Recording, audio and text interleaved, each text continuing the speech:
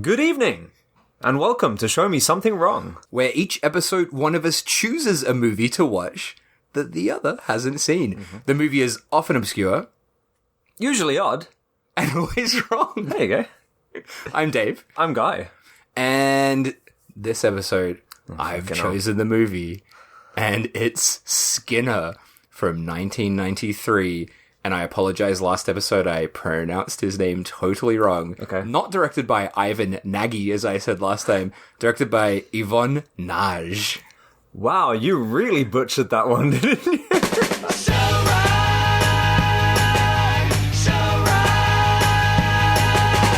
To my credit, it is his last name is spelled N-A-G-Y. Yeah, I would have called him Nagy. And then, having watched a whole lot of material about this guy, I'm like, oh, yep, it's Nagy. Is his last name. Oh, mate. So Skinner, holy fuck. Wow. This is a film that I just stumbled across on a Tubi hunt. It was late one night. I was just scrolling through Tubi. And it caught my eye because Ted Raimi was on the cover. Mm-hmm. I'm like, oh, this looks interesting. Never heard of this. Clicked on it to see that not only is Ted Raimi in it, but Ricki fucking Lake and Traci Lords are also in this. It's a very odd, wild cast. Yeah. it's like three completely different worlds that have come together for this ridiculous movie. Yeah, it boggled my mind. And I'm a big Ricki Lake and Traci Lords fan because of the John Waters films, and I always enjoy seeing Ted Raimi and stuff as well. Well, I don't. Oh, really? Okay. But I'll get to that. Okay, interesting.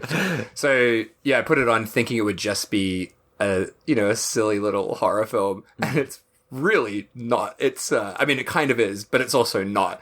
It's a full-blown fucking nightmare. Yep. That's a pretty good way to put this. Yeah. So, I thought the best place to start with this is the director. Yeah. Yvonne Nagy. Yeah, Nagy. What's he been up to then, Nagy? So, where's he from? Where's he from? There's a lot. There's so much. I'm just going to lean back and let you talk to me. I'm going to even go back to... So, I watched the film, reviewed it, and when I posted my review on Letterboxd, and I was already thinking, like, we should do this for the pod, because it was so weird. And then the comments that I got on that review and then checking other reviews made me really want to do it. Because there was a lot of stuff about the director that is very shocking. Okay. And, all right, so let's just start from who he is, where he's from. Yeah. So it's also very difficult. He's got a difficult name to pronounce, for one thing. Yvonne Nagy. Not only that, he has the exact same fucking name as another famous person from, he's from Hungary. Okay. So he's a Hungarian guy. He's got the exact same name as a more famous guy from Hungary, who was a ballet dancer, born around the same time and died around the same time. So trying to search for this guy, I kept getting that freaking ballet dancer. At one point, I thought maybe he was a director and a ballet dancer. But no, maybe he's living like a double life. Yeah. Well, he's not living anymore, mate. Well, he's dead. Only half he's of long him is. Dead. No, they're both director. Oh, they're both dead. They're both dead. It's got to be the same person. They died like a year apart. He was moonlighting as a belly dancer. A belly dancer? A ballet dancer? I've seen Yvonne Nagy, and you wouldn't want to see him doing a belly dance. No? Oh, Christ. That would be a bit full on. But anyway, he was born in 1938, and after being an extra in a Hungarian movie, he decided he wanted to become a filmmaker. That's not an actor. Not an actor. He was like, no, I want to be a director. And show him how it's done. Don't know how much Hungarian history you know, but there was a revolution in 1956, and at that time he escaped the country and made his way to Austria. Right. So while he was in Austria, there was this refugee program for people who had escaped from Hungary, I guess, from the Soviet bloc or whatever.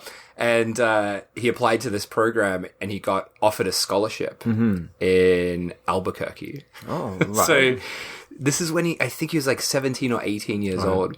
He was shipped off to Albuquerque with a bunch of other Hungarians. And it was to study English. Okay. So he picked up English pretty quickly. And once he was in America, he applied for film school and went to UCLA. Right. Very famous film school. And apparently, I can't find any fucking evidence of this other than something Yvonne Nagy says in the Blu-ray extras of this film. But apparently he was the star of Francis Ford Coppola's student film that Coppola made in UCLA. But I can't find any fucking evidence of this. What the fuck? But anyway, he went to film school, but after graduating, he didn't become a filmmaker straight away. He became a photographer at Life magazine. What? So a very, big kind of job to get straight out of university. And he also photographed a lot of album covers, including one for B.B. King as well. So he had a pretty successful career as a photographer. But then he decided, no, I've got to get back to my original His goal passion, to be a filmmaker. And in the 70s, he started directing no-budget pictures. His first movie was all shot on short ends, kind of remaining bits of film. And then he slowly, moved to getting bigger and bigger budgets and eventually became a TV director, working on shows like Chips and Starsky and Hutch. Oh my god. And he also made a lot of I don't know if you've ever seen them, but the Murder of the Week TV movies, those like sort of tacky kind of films. I love that shit so much. He also made, have you ever seen that Captain America movie from the either late 70s or early 80s? No. He made this famously terrible. Okay. He made the sequel to that, which is also very terrible. So he kept directing movies and eventually in the 90s transitioned into making pornographic CD-ROMs. Oh, wow. For a company that he created called Mac Daddy. And yes, he died in 2015 at the age of 77. That's quite a life. It's quite a life. But that's not what makes him fascinating. Okay. That is nothing compared to why. Oh my god, this shit's gonna blow your fucking mind. I'm gonna have another sip of my beer. Hang on, I'm not ready for this. Yeah, I'm still trying to process the CD porn rum things called Mac Daddy. So the reason he is so infamous, not famous, infamous, is not because of his films, but because of his connection to Heidi Fleiss. So do you know who Heidi Fleiss is? You might have to remind. It sounds familiar. I can't pinpoint it. So Heidi Fleiss is definitely the most famous modern day madam, and she's often referred to as the Hollywood madam. Okay. She's ridiculously well known as this woman who ran a prostitute. Right. So Heidi Fleiss was born into a very well off family, and then I guess just because of her attraction to creepy old men like Yvonne Nagy, she ended up getting involved in the sex industry, started her career as a prostitute, and then ultimately ended up running an upscale Hollywood-focused prostitution ring in LA. Wow. So all of her clients were very famous actors, directors, producers. And then in 1993, keep in mind, Skinner is from 1993, she was arrested for pandering. Do you know what pandering is? No.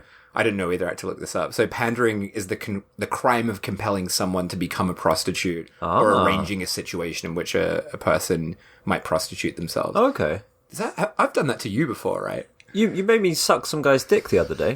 I wasn't into Is that it. pandering? But you didn't get paid. No, you were like, go on.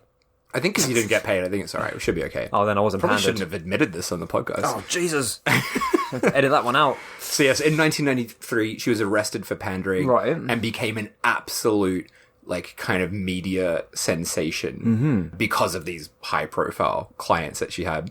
And ultimately, she served 20 months in prison and had to perform 370 hours of community service. Oh, bloody hell, that's a lot. For being the Hollywood madam. And then from that point on, she's basically remained pretty well known. She still appears on TV and the news from time to time. She dated Tom Sizemore, the actor, for quite a long time. And that was a thing in the news because she accused him of domestic abuse and stuff like that. So she's been in the news a lot. Yeah. But what does that have to do with Yvonne? Tell me. Oh, this is so convoluted. I hope you're able to follow this. So, at the height of her fame at this trial, the filmmaker Nick Broomfield started covering her case for a BBC production called Heidi Fleiss, Hollywood Madam. Very original title.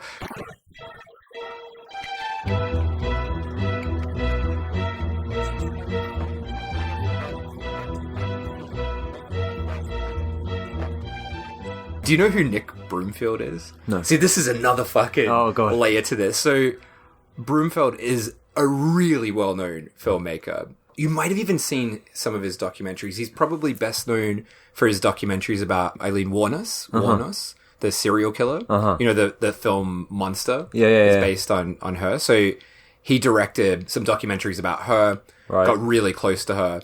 And his style is kind of like an early version of that kind of modern documentary, investigatory approach that you see filmmakers like Louis Theroux, Michael Moore, that kind of style, where Broomfield is kind of in the film and directly talking to his subjects. Okay. And he would film with a minimal crew. He usually recorded the sound himself. So he's in the film, like, just holding a mic. Right. Getting in people's faces. Personally, I really don't like him as a filmmaker. Right. I found that first film that he did about the serial killer, Eileen Wuornos, I found it kind of despicable. Right. He's just so aggressive. And to me, he seems to, like, just push his own narrative so strongly that it rings very false. But I guess you could say that about any documentary. So with that in mind, like, everything in this documentary that he made about Heidi Fleiss, you kind of have to take it with a grain of salt. Sure. Especially because everyone on screen is contradicting each other, contradicting themselves, and I don't really trust Nick Broomfield either. Yeah. So it's very convoluted. But in this documentary, his focus, kind of even more so than Heidi Fleiss, is Ivan Nagy. Because Ivan Nagy was the ex-boyfriend of Heidi Fleiss. And in the documentary, Broomfield talks to this woman called Madame Alex, who is another very famous, now dead Hollywood madam, but like a kind of old school Hollywood madam. So she's all like this crusty old granny, like on her bed.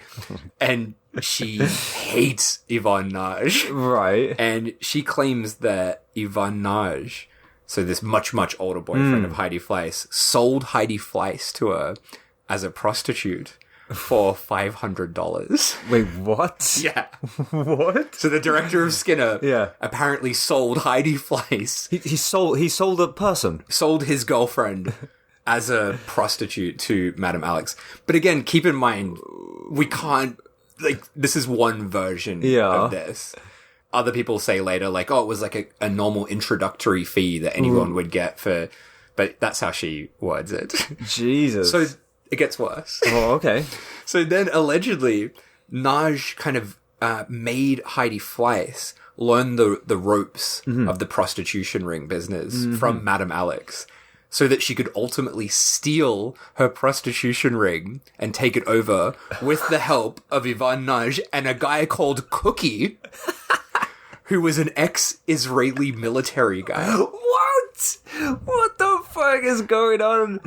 It's insane. So Ivan Nagy and this guy called Cookie are basically organizing to steal this prostitution ring using Heidi Fleiss. Wow. And as a side note, we don't ever see Cookie in the film. I think he might be dead. I can't really remember. But whenever he is brought up in front of women, everyone gets very stressed out. So he's clearly like a very bad man. Yeah. And this one porno actress that they talk to, she's just like, as soon as Cookie's name is brought up, she's like, we're stopping the interview now, and leaves. Wow. It's so intense. She's like, controversial character then. and in Ivan Nagy's house, there's bullet holes all through the ceiling that he's like, yeah, Cookie did those. The fuck?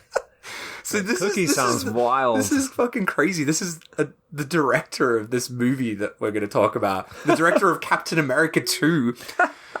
And it gets worse. It gets worse? So Broomfield hunts down Nagy and Ivan Nagy in this movie, finds him in this sort of mansion that he lives in, and he gets a totally different story from him, of course. So Nagy is like, no, I loved Heidi, and everything Madame Alex says, that's a lie. It's a lie. And he's broken up with Heidi now, but it's all bullshit, he says.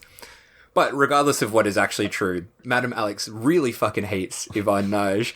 So some of the things she says about him, she says that he and Cookie have both done bodily harm to girls. Oh, no. She claims that Ivan Nagy is pure evil, beat up Fleiss, put a knife to her throat.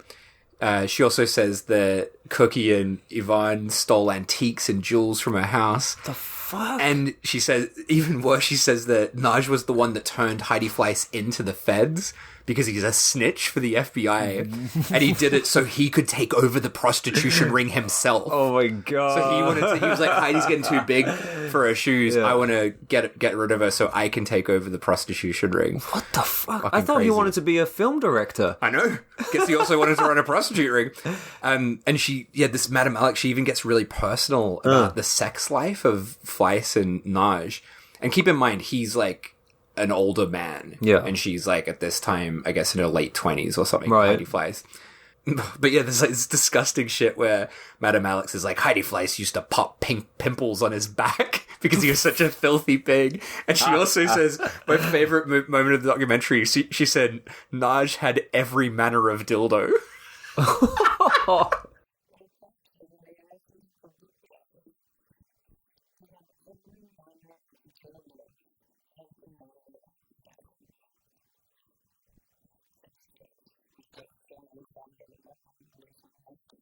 So Madame Alex has a lot of bad shit to say. Yeah. Not just her. The detective that investigated the prostitute ring, he's like, no, Ivan Nagy is the guy that was pulling the strings.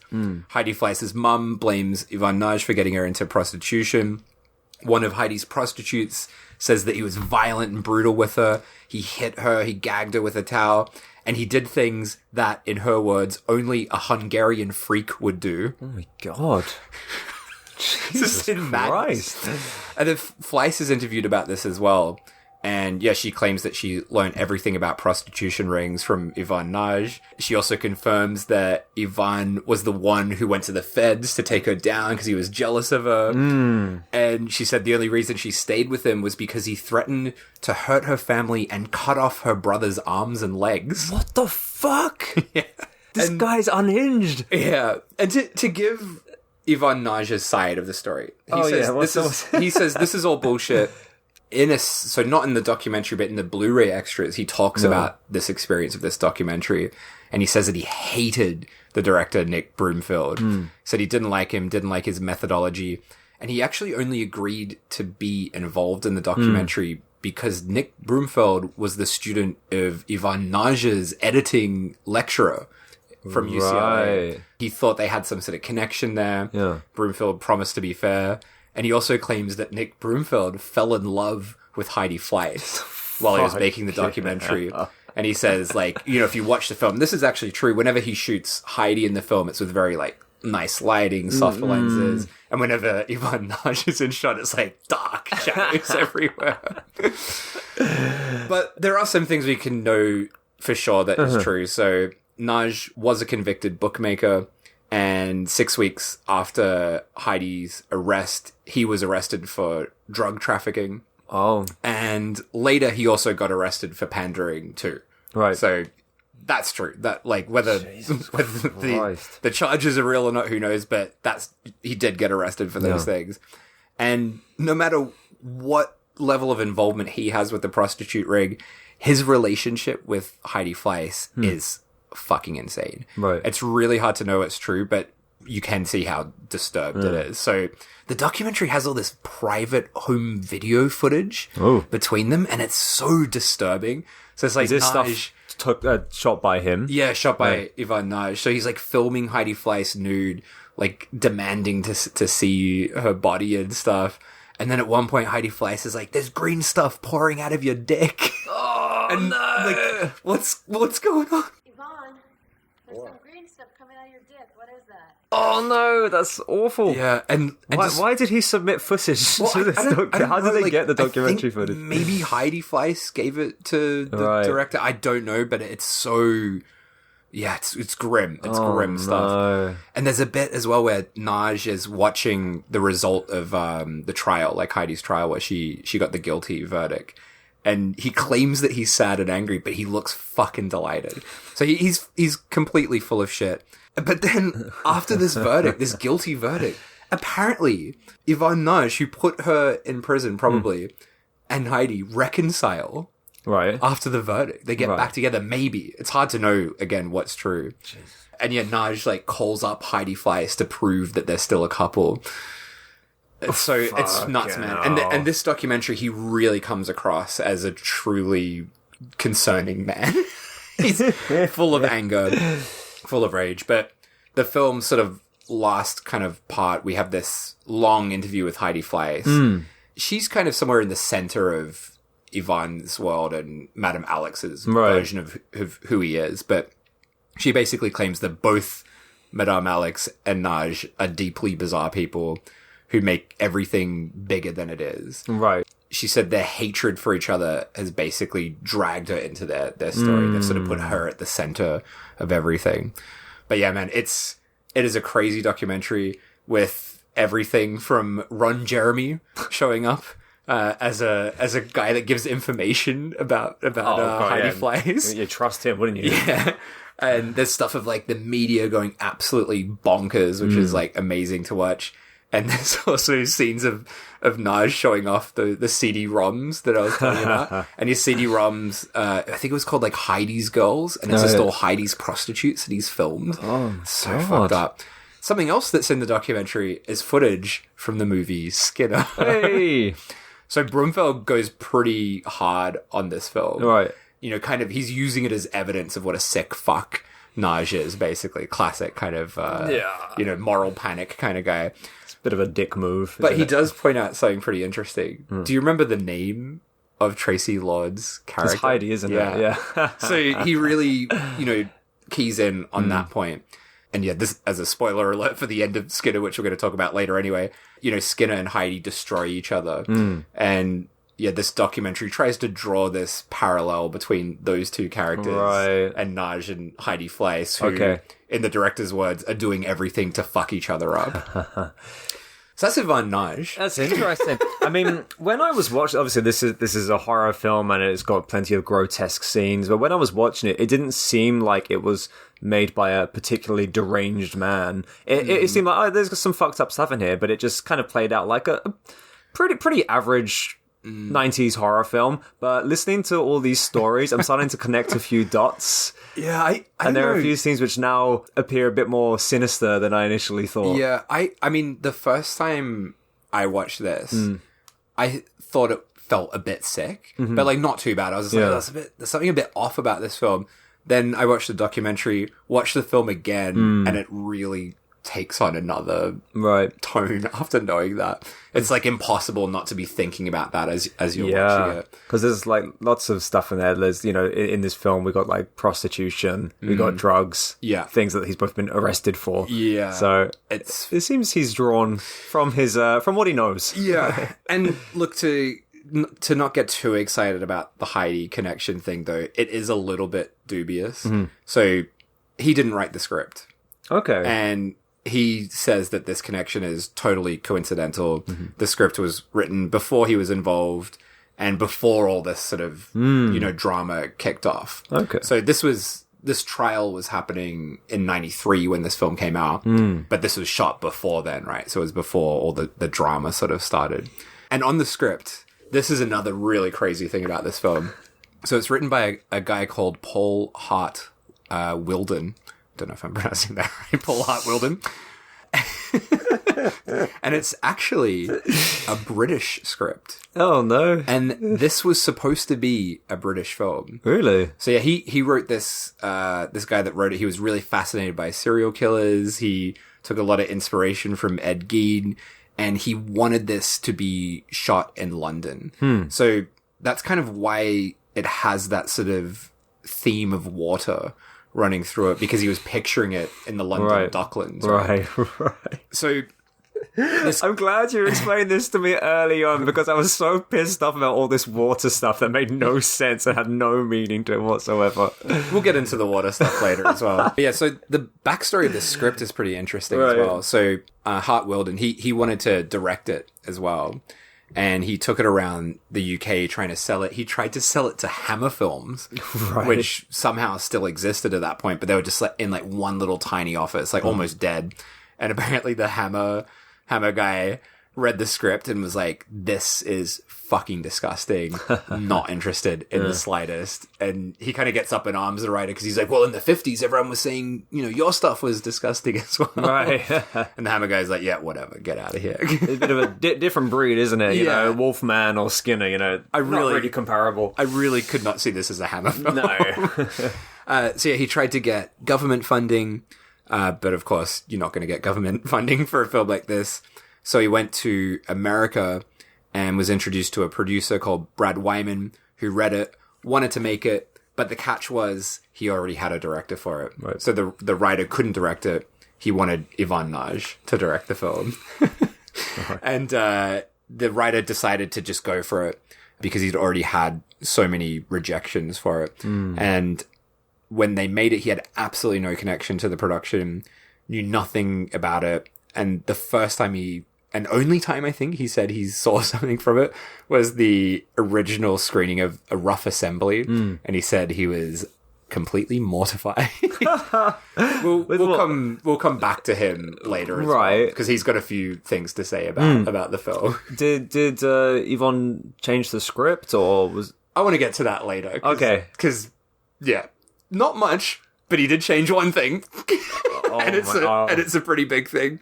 I'm racking my brains. Hey, we'll get to it. We'll get to it. All right, so that's the backstory of the film. That's a pretty great backstory. I'll tell you a bit more about the post-its release as well, which is quite exciting as well. But shall we get into the film itself? Let's do it. All right, so we have some truly shitty titles. Yep. Like, just the font is awful, like bizarrely like misshapen. There's like typos in there. And we see Traci Lords in water. There's gonna be a lot of water in this film. The London locks. She's got some great lines in this first scene. I love Traci Lords as well. I'll talk more about her later. But she's talking about someone's coming back. Yeah. Like someone's coming back. She says, like a dog returns to vomit. Like a dog returns to its vomit, a fool returns to its folly. Which also feels quite British. You can imagine that in a greasy London accent. Yeah. And she says, you're a creature of habit, Skinner. You'll be back. You'll be back. As she's saying this, we're seeing like a bag opening up with all these tools inside and shots of water flowing down. And the idea is like, from the writer, in his words, whether you think he achieved it or not, he says water is whatever it is put into. Like, there's no shape to water. So Skinner is someone who needs to fit into other people. Fucking hell. Which, that's a bit bloody abstract, isn't it? It's a bit abstract, but I quite liked it, though. Yeah, it's great, but it did not convey that at all in this film. You just have bloody Skinner frolicking around in water for half the bloody movie. I will confess, this is frolicking. Oh, there's 100% frolicking. I knew it. It was like not even 5 minutes into the movie, we got bloody river frolicking. For guys' definition of frolicking, please go back to red spells red. Yeah, all you need to know about frolicking is in that episode. Yeah. But fucking hell, seriously, that's why there's so much water in here in this movie. Yeah. You're not Dude, pleased. I'm kind of even more pissed off now because it's a cool concept. Like it kind of, and I guess it does work within this film, like thematically, but that is not explained or mentioned once in this film. I personally love the abstract nature of the water stuff, and I kind of like that it's there because it's so visually great. Like, I really enjoy it. I hated it. Oh, really? It really pissed me off because it just seemed like another one of many half-baked ideas that are in this film. You know, just him walking around water, drinking water like a madman, spinning the water with no reason. Yeah. And I was thinking like, does he like drown his victims or something? And if so, we could kind of, have that connection. But there's no explanation or ever anything of why he's so obsessed with water. Yeah. Watch it again, though, knowing that fact. And it does work quite well, I think. All right. But yeah, we see in the water Skinner walking through the water. It's a very, shallow water. And Skinner is played by Ted Raimi. Old Ted. Of course, the brother of Sam Raimi. apparently at this time he was looking for like offbeat horror and indie kind of roles to do because he said he was bored of doing like straight roles. I've never seen him in a straight role. No, dude. Oh, God. Oh, You're not a fan? no. Go on. Tell us why. Kind of just going off what you said, you never see him in a straight role. He always plays the most annoying character. So there's something about him, and I forgot how much I hate him. Yeah. Because I have purposely avoided any films starring him for the last, 10, 15 years or something. And reason being is he always has, this stupid grin on his face. He kind of performs all of his roles like a caricature, you know? Everything is overly exaggerated. He's always pouting. He's got this ridiculous smile on his face.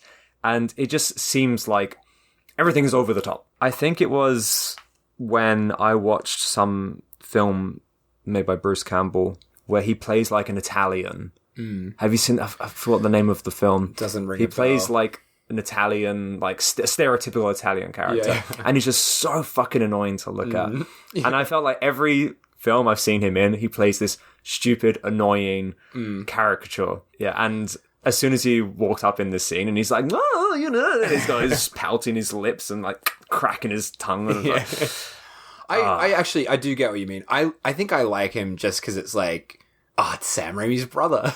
And it's just, that's it. Has he done anything like? He's clearly the younger brother of a more talented person, and it seems like he's kind of gotten this free pass, if you will, because he was in the Evil Dead 2 films. I don't really know that much about him, I'm not going to lie, but everything I've kind of seen about him is kind of linked to his brother, and then he's had a few kind of small roles here. Yeah.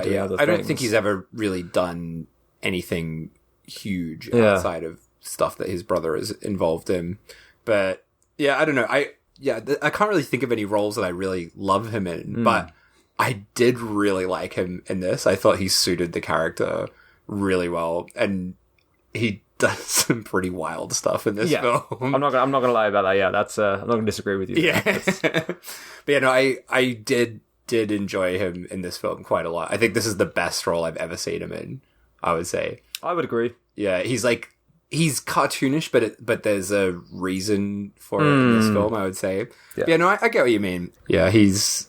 And it's just annoying to look at. I think maybe it's because he looks so much like his older brother as well. Like, he looks like Sam Raimi, so it's like uncanny valley to look at his face. Like, it's a bit wrong. But anyways, he just auditioned for this part like you would a normal role. Okay. But yeah, he said he played the audition as a kind of fairly normal person rather than being like a typical sort of maniac, because he thought that would be a better take on the character. And his main influence was Jeffrey Dahmer. Yeah. There you go. He does feel very Jeffrey Dahmer-esque in this. Yeah. And he is that kind of killer as well. What do you call that? Like, there's the killers that love the moment of killing, and then there's the ones that like the aftermath and the body and stuff like that, which was what Dahmer was. There's a name for it. But I don't know. He's that kind of killer. Yeah. He's one of them. Anyway, so we're still in the opening titles. So we see shots of this bag opening, a knife coming out. We see chains, there's dripping sounds. We've got a fucking banging score from a band called Contagion, who were an industrial band from LA led by Keith Aram. Fucking love the score of this. In the titles, very exciting. We see effects by K&B. More on them later as well. And yeah, Skinner's walking through this water, and then we just see him in a room, and he's got a woman hanging on from the ceiling by a chain, all sort of roped up. We hear like a knife sharpening. Yeah, it's all very like close up, very fastly cut together. Can't really see what's happening, the details, right? The title comes up, Skinner. Then we see Skinner running his hands through the water, which we'll see many, many times in this film. Then we see a knife sharpening. Then we see the woman's back with Skinner's hand on it. And then we get like a really fast, almost kind of Saw-esque fast cut. You know, in Saw, that everything that goes really fast. It's like a very fast edit. And then back to Skinner just pouring water over his face like a cunt. Like a cunt. But the thing for me that I loved about the water stuff was not so much the water itself, but the way it is shot in this space where we don't know where we are. You kind of just have Ted Raimi and Traci Lords in the middle of this shallow water. Yeah. And all you can see is water around them. So it's like, where the fuck are we? It's very dreamlike, isn't it? Yeah, I really liked that kind of visual look. But yeah, there's our opening. There's our opening. Titles, yeah. There's our opening. I gotta say, like, Traci Lords, I mean, was she always this bad of an actress? You didn't like her in this? Like, I loved her in this. Really? Though. Yeah. I thought she was great. Okay. I just like, I mean, the way, I don't know, her deliverance. I've said nothing, no good things about this film so far. Negative I'm sorry, and there are plenty of good things to say about this film, which I will get into. But I just felt like her performance in this was quite exhausting. Oh, I loved it because she's like all of her lines are like whispered. Yeah, but it's like she says the same thing for like 70 minutes. Is that more the script's fault than her? Then? No, but I will say like her deliverance was bit like of a cardboard box. It's like some beige. Like Traci Lords was. Not, she was a porno actress. Yeah, now I know why, because she can't act. Yeah. And, like, she's a particular type of actor, I think. Yeah. She comes from John Waters' films, were her first roles, and... So I've seen her in so many better films where she has done such a better job at acting. Really? And I've not seen her in a film for a long time. So when I saw her in this, I was like, damn, she's really not what I remember. I personally loved her in this Really? film. Like, for me... Watching it again, I'm like, fuck, she makes the film for me. I loved her character. Wow, we have such different thoughts on this film. I really, really loved her role. Especially, like, second watch as well. I thought she was awesome. Yeah, I really loved her in it, actually, yeah. But yeah, then we meet our next star of the film. Oh, this is where I'll start saying some good stuff. Yeah, Ricki Lake. And I really love Ricki Lake. Ricki Lake playing Carrie Tate, which kind of rhymes. So yeah, Carrie, we see her sort of outside this massive house, like this kind of, it looks like a haunted house. Yeah. And yeah, she's talking on the phone with her husband, Jeff. We'll hear more about him later as well. And she says she doesn't want to be left alone. The bills are piling up. They've just moved into a new house, yeah, they're in this new place. Yeah. She's like, oh, it's filthy. She's all upset. And she hangs up the phone, finishes the conversation with Jeff. Now, I gotta say, I love Ricki Lake. So I'm curious, like, what was your introduction to her? It's hard to think, but I think it probably would have been seeing her on the Ricki Lake show. Same, yeah. Yeah, back in the 90s, yeah. that aired in England all the time. I used to watch that. And then later when I was, like, watching John Waters films, I was like, wait. Yeah.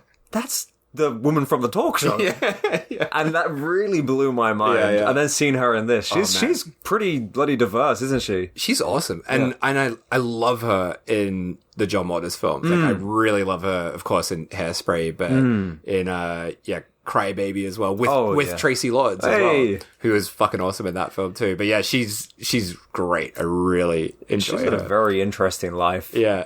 And she's really good in this film as well. She was great in this film. She's playing, in a way, like, I guess, the least interesting character, but she's really engaging. Like, on script, there's nothing that interesting about this character, but she really does well. She's so, like, sincere with her deliverance. She's so fucking likable, Ricki Lake. Yeah.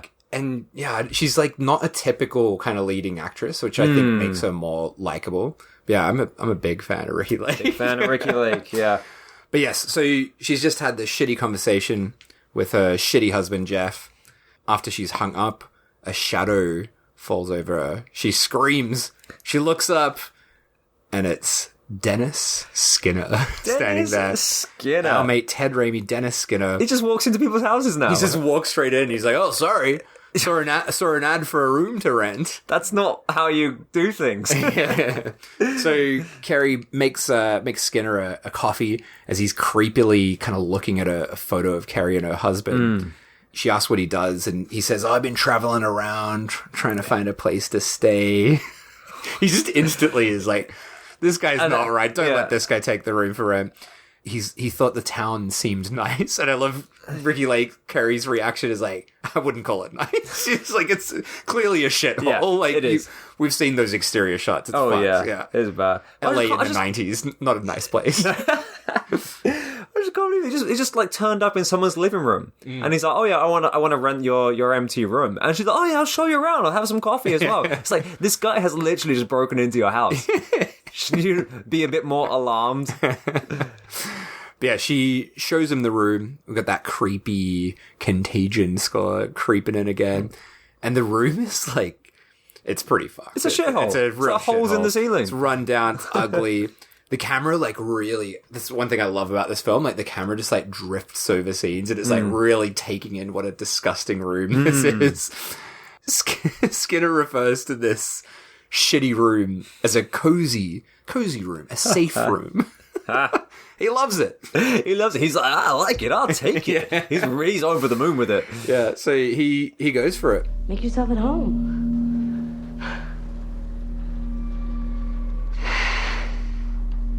It's good to be home. Thanks. So then we come back to Traci Lord's character, Heidi, stumbling around. She's clearly some kind of broken soul character. We don't know what's happened to her, but she can't walk properly. She can't really talk properly either. She kind of mumbles her and staggers her way through life. The way that she's dressed is insane as well. How would you describe that? I've got nothing to compare it to, but she's got long blonde hair, big old hat, big old trench coat, big old boots, big old gloves. Everything big. She goes big. Should we actually explain? Does everyone know who Traci Lords is?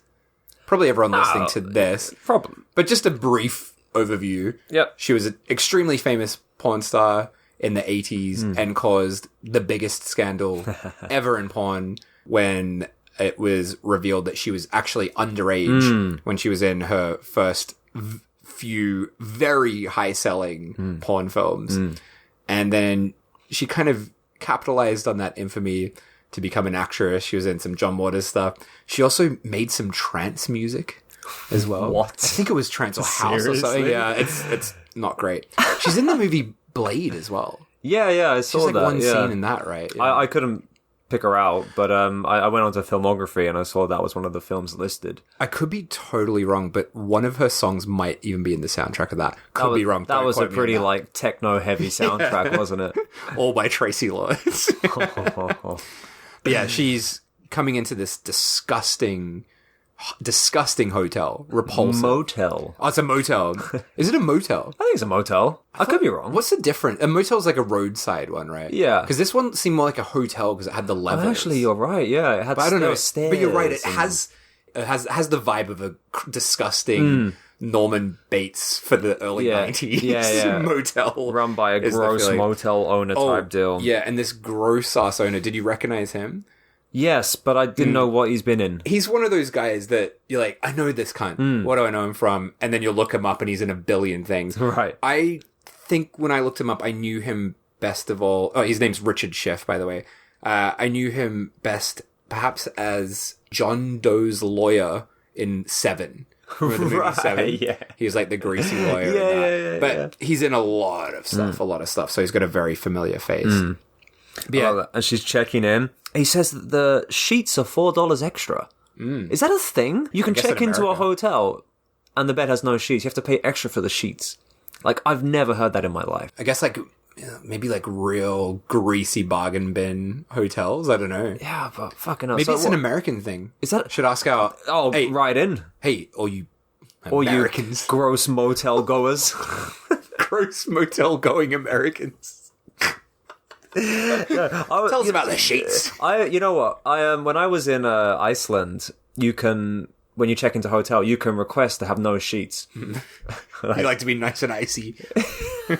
No, because loads of people go like camping and whatever, and so many people have sleeping bags. Right. And you can choose to like sleep on the mattress in your sleeping bag, bag for a discounted price. And so it kind of made me think about that, but I've never heard of having to pay extra for the sheets. It could also be this guy is just a prick, and he's trying to take her for whatever, because it's also like very expensive, the hotel, and she's kind of like, you bastard.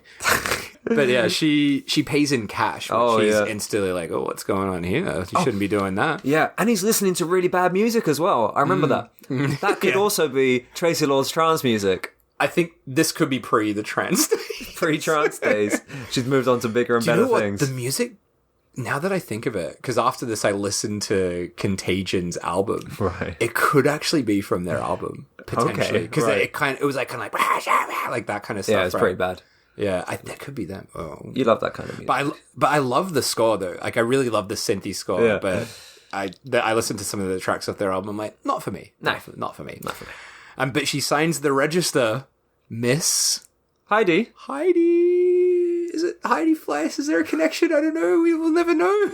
But yeah, how creepy is it though, knowing that stuff about Nagy and then having this character? That can't be coincidence. I don't believe it. It seems too insane, especially a name like Heidi. I mean, It's not a regular name, really. Oh, it's nuts. It's not the most unused name, but it's like there are more common names that you would think to... Like, all the other cast members have really bog standard names. Yeah. Dennis. Kerry. Yeah. Jeff. There's a character called Bob as well. Yeah. Heidi's a little bit more like out there, you know? It's a bit more exotic. Yeah. Ooh. So she picks up a newspaper. Oh, so she's checked in. She's in a room. Yeah, she's brought a newspaper up from downstairs. Right. Goes into the room. It's all dark and blue and grim. Yeah, she takes off her glove, and we see that she's horribly scarred. She's got a manky hand. Manky hand. And she puts the newspaper over the mirror. She obviously doesn't want to look at herself. And then she takes out a syringe and shoots up one of the veins in her fucked, scarred hand. Her manky hand. And falls back onto the bed. Yeah, shoots up the mank hand. And then, falls back onto the bed. And we get one of the sleaziest shots I think I've ever seen. Right. In a film, where she falls back after shooting herself up. And there's just this shot, like, between her legs for no reason. Right. You know, it's just like a shot that went too long. Yeah. Knowing who Nagy is, it feels extra oily, that shot. It's extra oily. I mean, this is one of the things, like, I mean... As you said, anyone who knows Traci Lords will know what kind of person, you know, she's in sexy movies. In this film, she's not a sexy character, but she's purposely been made to dress in the most, like, revealing clothing. It's kind of fucked up. I really felt that as it goes on as well, because she's in her underwear a lot. Yeah. But she's all scarred, so like her leg and her arm is scarred. We only see half of her face, so it's really exploitative the way it's shot. Yet it's just like in a bra with like a see-through, like, I don't know, top, like a vest top kind of thing on top. But it's like, her character has no reason whatsoever to be dressed like that.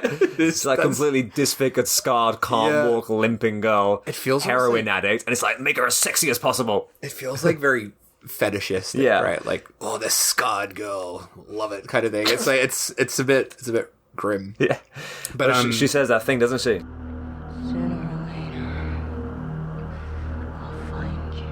And then we can kind of, like, guess or assume her backstory. We don't even have to assume, because then the camera pans across to a photo of Skinner that she's got in her drug kit. Her drug kit, I love, because you were talking about how you didn't like her performance. My note here in all capitals, love her performance. Wow, okay. I felt it really suited the role.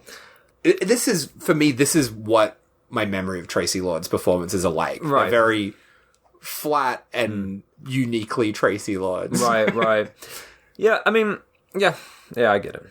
But she keeps saying this, like, sooner or later I'll find you thing, which turns out to be much fucking later. Yeah, we're gonna. Which I think also is where a lot of my aggravation towards this character comes from, because she just does the same thing. Yeah, she says the same shit, she does the same stuff for, like, the entirety of this film. That's true. She doesn't have a lot to do, but there's, like, no progression of her character whatsoever, or her story, really. I did enjoy that in a way, though, because it's a very dream-like film, and I kind of like the way she's just always there, sort of watching, and it's almost like, wait, for partway through this film, like, is she like a ghost, or is she this? Because she's so seemingly separate for such a long time, just sort of watching everything. So I kind of enjoyed that personally.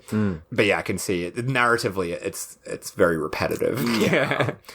Oh, and then the next scene. Oh my god! So we cut to post shower Ted Raimi. Did they try to make Ted Raimi sexy for this film? He does look like he's hit the gym for a couple of weeks. Oh, he does. He's buff. But he's like wet hair. He's got water running down himself, and they tried to make him sexy. But the thing is, Ted Raimi is not typically a good-looking guy. Yeah. He's kind of like, I don't know, very pasty. He's already pretty badly receding in this role. Yeah. And he appears half naked so many times throughout this film. Yeah. And he's not an actor who I've ever thought is like an attractive looking man, you know? Yeah. Nothing against the guy. Yeah. I'm sure he's lovely, but he's not your typical go-to, like, good-looking guy actor, you know? So to see him in, like, some weird sexy shots with a wet body is a bit unsettling. There really is a lot of that. There is. So he's all wet out of the shower. Carrie comes over and asks what he's been doing. He very creepily, did you catch his line? No. He's like, checking out my new territory. Then we cut to later, Carrie asleep. Skinner's still wet. Because he's just not dried himself out of that shower. Still shirtless and wet. And he comes up to her door and he's like leaning against it and there's a shot of him like basically cross-eyed. And then he's back to fucking running water over his hands, having a good old time with that water. Jesus Christ. Oh, and then the next scene. So we get to this I love the fucked locations in this film so much. So we see Skinner outside daytime in this absolutely fucked looking neighborhood, smothered with graffiti. Like every inch of the wall is like graffiti. Apparently this was shot all in downtown LA, shot in a neighborhood called Echo Park, and it just looks fucked, man. Was there a park there? I don't know. I didn't see anything. It might just be the name of the suburb. There's no green in it. No, it was just grim, industrial, like kind of like the sides of the wrong side of the tracks. It looks really dangerous where they were filming. But yeah, he's walking down with his toolkit. A prostitute walks past. Skinner asks if she's for sale and asks if he can call her Carrie. That's Ricki Lake's character. That's Ricki Lake, yeah. Oh. Ricki Lake. They walk down the dirty old train tracks together. Yeah. And we get a flash, mad quick, saw flash of some flesh cutting, then water again. So we don't actually see what happened here. But we can guess. We can guess. We know what Skinner's up to. Oh, Dennis. Is it his name? Do you reckon that's his actual name? I was gonna say, I mean, he's doing pretty well to live up to his name, isn't he? Like, and that's this kind of like, this would only ever be in a 90s horror film, you know? You have the main character called Skinner, who skins people, you know? It's so 90s horror. It's kind of like, Mr. Baker, the guy who like bakes pies in your local neighborhood. So then back to Carrie's house. And our mate, Jeff's back. Husband Jeff pulls up his big old truck. Did you recognize Jeff? I did. Couldn't say from where, though. Again, he's a real working actor, this guy. So his name is David War. His name is David War. God, I can't say it. Wachowski, maybe. Sorry if I'm saying that wrong. He's in a lot of stuff.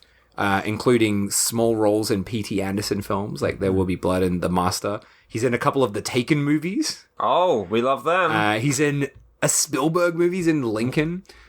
He's in Face Off. Oh, I love Face Off. He seems like he's like a small part kind of guy that you would have seen in a lot of things. Wachowski. Oh. And, he does a good job in this role because we instantly know what kind of a prick he is, right? Oh, He walks into the house. He hasn't been home for like weeks, right? And he's like just swaggering in. He's taking a swing at some punching bag that's hanging in there. He's instantly hunting for a beer. Yeah. And it's like morning. Oh, no. And he's like, oh, where's a beer? No beer. And then Carrie comes in, but Jeff is enraged because he's found Dennis's sneakers. Yeah. What the fuck are these? Yeah. Yeah, he's pissed off. Dennis awkwardly comes in to like explain the situation. Yeah. Jeff refuses to shake his hand. I love the interaction before this though, because Ricki Lake's character comes in and she's like, "Why do you have Dennis's shoes?" And he's like, "Who the fuck is Dennis? You got some guy living here while I'm away." And yeah. Yeah, out of context, she hasn't told him about Dennis. Apparently they had a conversation like they were going to rent out a room. And I love that, yeah. Because she's like, I thought we decided to rent out the spare room. And he goes, yeah, I guess we did. It's like, wait, did you or didn't so you? he knows that they're doing that, but he's still pissed off about it. Maybe he wasn't supposed to shout that line. Maybe it was supposed to be, yeah, I guess we did. He just read it wrong. Yeah. So anyway, we've set up Jeff and Skinner. They don't get along well. No. Understandably. So then we're back to Heidi, who, as you said before, we've got a lot of these kind of creepy scenes where she's in her underwear, walking around, and yeah, we see now that her leg is all scarred up as well. It's like one side of her body, it seems. And the manager, the most disgusting manager ever, is watching through a kind of classic hole in a painting kind of job. Love it. Watching through like a real Norman Bates.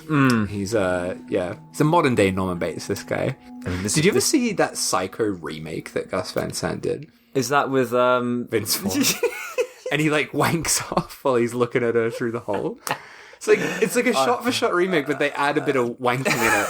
Gus Van Sant's like, we need to modernize this. We need to put some wanks in there. No, like I've never in my life thought I want to see a Vince Vaughn starring Psycho remake. So no, I've not watched it. But I've not watched it. Now I've watched that scene. I hear there's wanking involved. I watched that scene because I didn't believe it was real, right. But it's real. It is real. It's Hitchcock. He needed more wanks in his film. It was in the script, but he wasn't allowed to put it in because it was 1960. Oh. But yeah, Heidi's looking at a picture of Skinner, and again, she's saying all that stuff again. You can't run forever, all that sort of spiel, stuff. Yeah. That she says a lot in this film. It's gonna be me. It's gonna be you. Then we're back. Skinner stalking around, back to the same graffiti place. You would have thought those the prostitutes wouldn't come back there after the murders that are going on there, but anyway. Kind of goes back to, what would be the Infernal Rapist, when he kept picking up the girls from the salon, and they just all kept getting murdered, and all the other girls still kept going off with him. I forgot about that. Yeah, it is very similar to that. But yeah, we see him, again, he's got his bag. Did you notice... I only noticed this in the second viewing. There's a shot sort of kind of, I don't know what you would say. Like, it's just like a shot tracking past the ground. Right. We're seeing a bunch of stuff on the ground. It's like just a kind of B-roll sort of shot. Did you see what you very quickly get a shot of? There's just a half-eaten watermelon on the ground. Right. Is that like the focus of the shot, or no? It's just there. It's just weird. This is fucking weird. Anyway. Prostitutes love watermelon. It's very strange. That's their diet. Oh, bizarre. But yeah, prostitute comes out of this fucked looking building. Yeah, what are they doing in there? Yeah, I don't know what that they just got an abandoned building and find all these prostitutes. And Skinner's like, oh, do you have a place to go? And she's like, yeah, sure, this fucking horrible building. Yeah. And isn't she like, oh, you don't want to do it outside? Yeah. And he's like, I'm a little shy. Yeah, no, thanks. Yeah, definitely not around here as well. Pretty awful around here. Not next to this old bloody watermelon. Yeah. And we briefly go back to Kerry and Jeff again. Yeah. Kerry's trying to massage Jeff and massage his troubles away, but he's just all pissy. He's just an angry man, isn't he? We don't like Jeff. He's just we're made not to like him. She should hook up with Skinner instead. He's much nicer. And hunky. We've seen him with his shirt off. Woo. Wet and shirtless. And he's like that the majority of the time anyway. Yeah. So then back to Skinner. He's got the prostitute in her little horrible fuck den. Yep. It's all like red lighting, creepy sort of stuff. She's laying out the prices. 20 gets oral, 50 for straight. Anything kinky is extra. How much extra?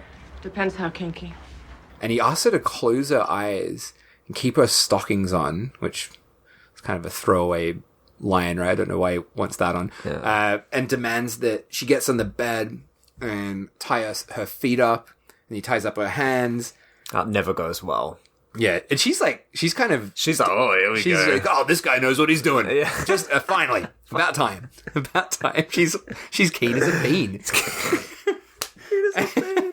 I mean, come on. Are you gonna, like, go to some fucking room with some random dude called Skinner with a toolkit with him? Yeah, he's got and tie yourself up willingly? I mean, you're asking to be killed. Yeah, she blew it big time. Yeah, he tells her to close her eyes because he's going to go into the bathroom. She can't open them until he comes out. And he says the stupidest line. What does he say? From the bathroom, he's like, no looky-loos. No looky-loos. Got it. It's a real Ted Raimi. Ted. Very Ted Raimi. Like, that must have been improvised by Ted. Oh, God. So she's on the bed, eyes closed. We have some clanking about in the bathroom. He opens the door up. And we see the shadow of something, and we're like, wait, what the fuck? This is actually an amazing shot. Oh, I loved it. So, yeah, she's been told not to open her eyes. But we hear all this, like, banging and clanging. He comes out. Like I said, we see this silhouette kind of approach her. And as it gets close, she opens her eyes, immediately go to scream. And we see a hand, almost like ladylike hands, come down from outside of the shot and, like, strangle her to death. And he says in, like, a woman-like voice, I told you not to look when I was getting dressed! We're gonna have a talk, you bitch! It's great. Yeah. It's really fucking unnerving. It's unhinged. Yeah. It's flawed. He's clearly, like, some fucking, I don't know, schizophrenic or something, where he's playing two different characters. Yeah, he's, like, become the skin that he's in, right? And, we see that it's like the fucking hands have nail polish on still. Yeah. But I love that we don't see too much yet. We've just got the shadow, which is like, you can see he's got something over his head as well. So he's clearly in a full skin suit, but we haven't seen it yet. And that's when I was like, oh, this has gotten interesting. Yeah. Because up until this point, I was not really feeling it that much, but it starts to build from this point on, It's not just a typical, like, you know, kill and skin people. Definitely not. It's a real schizophrenic nutcase man, like, embodying the people that he's killed. Yeah, it's a slow, dreamy build as well to the crazy stuff that's in it. So that's happened. That fucked up thing happened. Then we're back to Jeff and Carrie. Oh, and mate, I would divorce Jeff in an instant. He's not great. He's a dick. Carrie's offering to make him breakfast. He's like, no, I gotta go. I gotta leave. he's just out of there. Yeah, Carrie is looking at the washing and she finds a towel covered in blood. Yeah. And goes up to Skinner's door, goes inside, sees more towels on the bed. Skinner just appears behind her, then drops his toolkit. She's like, oh, I found some blood on your towel. I was just worried about you, sort of thing. And he just makes this fucking terrible excuse where he's like, fucking idiot. He's like, oh, yeah, I cut myself. He's like, oh, yeah. I'm a hemophiliac. Yeah, I'm fine now. Don't worry about it. It's just a panicked lie. How has he gotten away with being a skinning serial killer for so long? That? Oh, I'm a hemophiliac. Like, that's such a precise thing to put into a script. I guess only hemophiliacs would normally say that. Hemophiliacs and Skinner. It's like, you don't have to be a hemophiliac to cut yourself, to have blood on your towel. Yeah, we all bleed, Skinner. So he doesn't quite understand how blood in the human body works. Wait, is everyone I'm killing a hemophiliac? What's going on? Oh, this bloody guy's bleeding a lot. He must be a bloody hemophiliac over here. Oh, man. Yeah, Skinner just stares at her. She leaves, and then we sort of cut straight away to, again, more water stuff where he's pouring a glass of water. Oh, yeah. He's sort of hypnotized by the water, and he's left the tap running as well. He's like, oh, I like the way the light sort of plays off her, and it's always moving and changing. And Carrie's just like, you're wasting the fucking water bill. Turns it off in a rage. Skinner's also mentioned that he's been trying to get a job. So then we cut into his job where he's fucking mopping this factory warehouse. Yeah. Oh, this was like, I think this is an abandoned factory, by the way. This place that they shot. Right. This, yeah. Why is... Oh, but they shot it. Okay. Yeah. Right. So the location was some abandoned place they had. But he's like mopping and just like playing around with the mop like a goofball. It's just ridiculous. Doing the whole like mic stand thing. Yeah. It's like so nuts. And then we meet the best character of the film. Not really. We meat a security guard, Bob. But did you get his dog's name? Does his dog have... I did not get the dog's name. It's probably Bob too. It's probably Bob and dog walk through.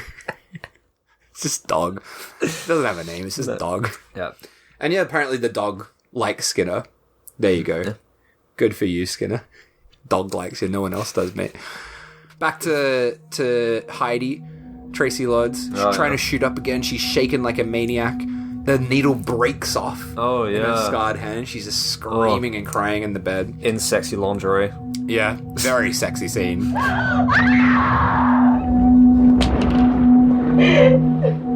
How many comes did you do? Several. I mean, it was a short scene, so I got about 10 in. Yeah. If it was a bit longer, it could have been 20, but... Show me the manky hand again. I want a manky hand job. I feel bad now. There's nothing... If there's any burn victims listening to this... Oh, boy. So then back to Skinner. Oh, he's back again. Back at the factory. And it's nighttime now. He's there alone. And he's just searching around. Yeah. And he gets through this door and goes into this very dark space with all this industrial-looking junk around. It's like chains and like equipment and all this sort of shit around. Where is he supposed to be working? Like, you said they filmed in an abandoned place. Some kind of factory. They just refer to it as a factory. Yeah. Yeah, I don't know. I don't know what kind of place it is. We don't really ever get any idea of what they do at this factory. He mops. He's just a janitor. He doesn't know what they're doing there. But he finds this space in this factory, and it's his new lair. So he's like looking around. He's like, "Yep, this is a good place." He's found his den. Yeah. Then a very interesting scene where Carrie's cooking dinner. Oh, this is very distressing. Oh my god. So, oh no, this is really gross. So yeah, she's got this like roast chicken. It's raw at the time, and she's trying to cut it open, and the skin's kind of difficult to cut. So Skinner walks over, takes the knife, cuts it open very swiftly, and then starts rubbing his hands all over this raw chicken. Yeah. Like caressing this raw chicken. Like he kind of spreads the skin to the side and kind of starts groping it. And she's like swooned by this. Yeah, she's like, I love the way you're touching that chicken. He's a man's man. He can cut the chicken. Wish he could touch me like he touches that chicken. And then they start like dancing in the room. This was one of the funniest things ever. So not only do they start dancing, so the radio, like the song starts up, and Skinner's like, "Oh, I love this song." Yeah. And the song is absolute fucking madness. It's like something out of fucking Twin Peaks, but like a really crazy, like where everything's moving backwards scene in Twin Peaks. It's fucked. Good song, isn't it? Yeah. And they're just dancing, And they're dancing romantically to this fucked song. And he's still got raw chicken hands. I didn't even think of that. That's And he's disgusting. holding a knife in the other hand, and they're dancing. They are getting salmonella. After the She scene. loves his company, apparently. But wait, what the fuck is going on, mate? I want Ricki Lake as my landlord. Because she not only she cooks him dinner, she makes him coffee, she washes his bloody sheets. Like, my landlord won't even pick up the fucking phone when I call him. She's cooking him dinner, making him coffee, washing his sheets. Like, she's gonna be the best landlord ever. Oh man. But yeah, this is when we're starting to build this like romance between these two characters as well.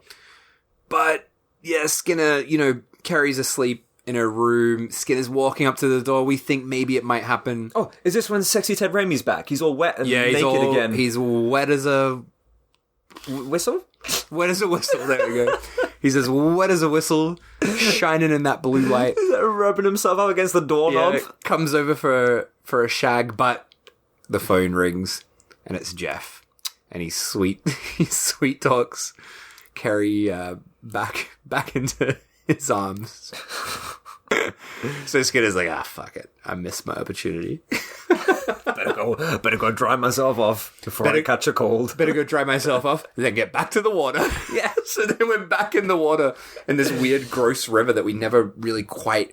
It's like, I don't know how to explain what it looks like, because it's not a river per se, right? It's like a sewer almost, like it looks like. But it's all like concrete, like waterway sort of thing. Yeah. Yeah. I don't know what you call it. But he's playing about in it.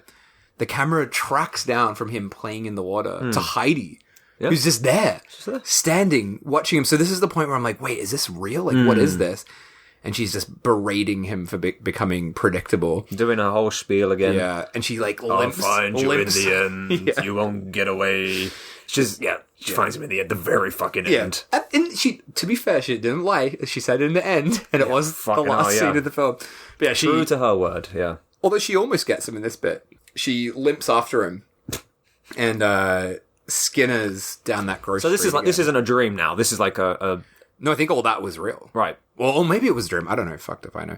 But yeah, she actually goes after him here. Yeah, she goes after him. He's back on that graffiti sort of street, and he's sort of chasing after what I guess is a prostitute, this blonde prostitute, who is smart enough to know that, you know, this guy's not well. He's not well. And he chases this prostitute down, who stops and is like, "Why are you following me?" And he wallops her over the head, knocking her out, and kind of instantly just slits her throat. Yeah. Does a quick job of slitting her throat. And then Heidi appears a bit too late from behind to stop Skinner, who kind of cackles and runs away. Yeah, like, doesn't she kind of makes herself known? Like, Yeah, she yeah. approaches him from behind. She's got a syringe full of something. We don't know what it is. Something to knock him out, I don't know.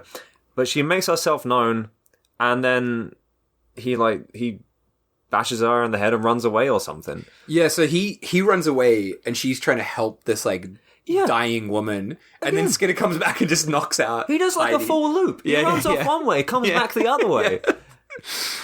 It's, And how is that hooker still alive? Just got a throat cut, and Heidi's like, "It'll be all right." Yeah. He's like, "It won't. Just had a fucking throat slit." She's done. She's done for. Yes. That's it. He bonks her with a rock. Yeah. He does a double bonk in this scene. Oh, and then he runs off with the hooker. So Yeah. that's it. He bonks Heidi. Yeah, no, he bonks the hooker, slits her throat. Then Heidi comes in, tries to bonk Skinner, but he runs away. Then Skinner comes back and he bonks He bonks Heidi. her. It's a reverse bonk. It's a reverse bonk, yeah. And then he runs off with the hooker. Then we get Ooh. the best scene of the film, which for a long time was censored from the film. Oh, I can see why. Yeah, Where but- was this censored? I think just like all like previous releases, it got like heavily cut. So there's like an R-rated version and then this more kind of recently released version. And so much was cut out of that R-rated one. It would have been unwatchable. But yeah, we're in Skinner's little den that he's set up in the factory. And it's a really creepy scene. He's telling this story as he's skinning this prostitute that he's just bonked. Bonked as in bonked on the head.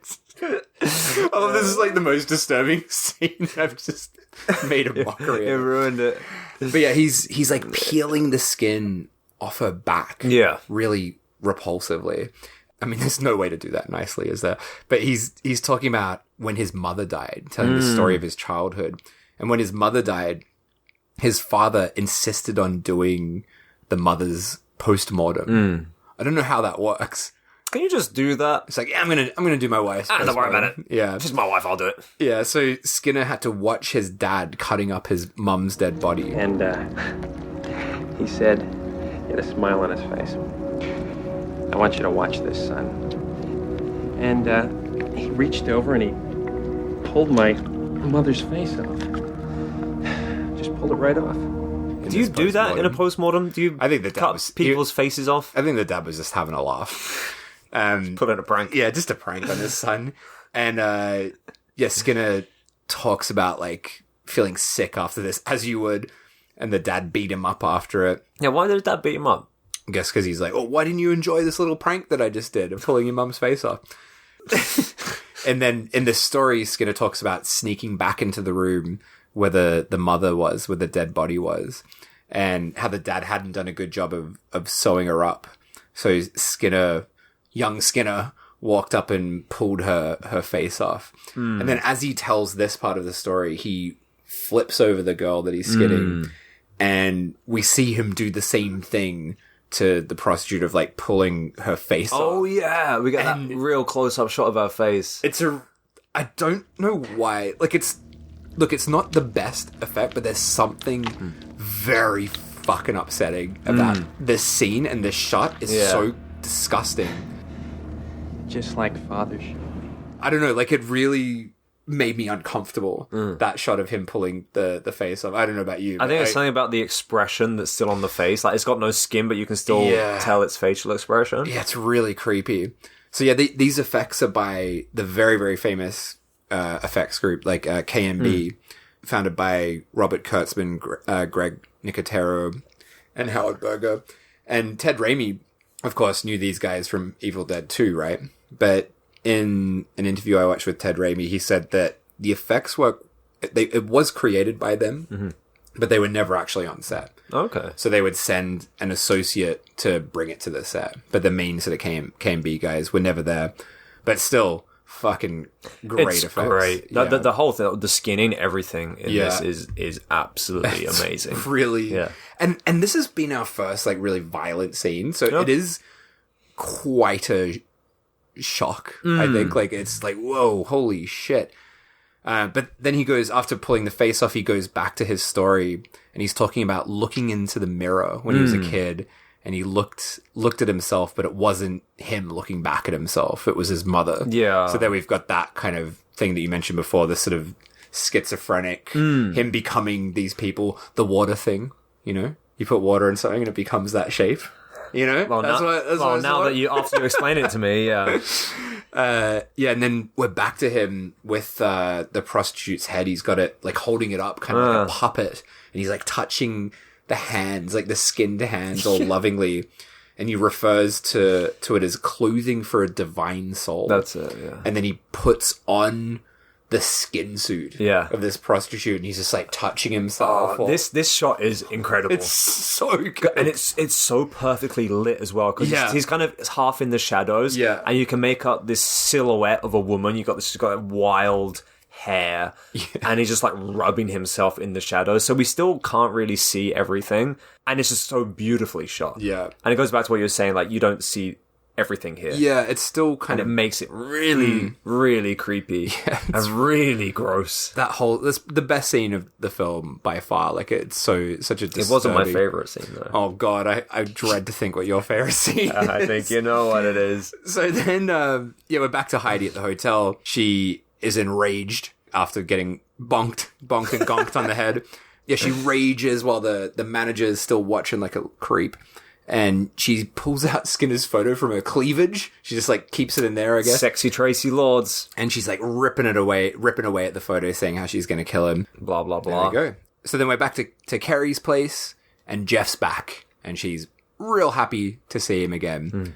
Then we get into the most fucked thing.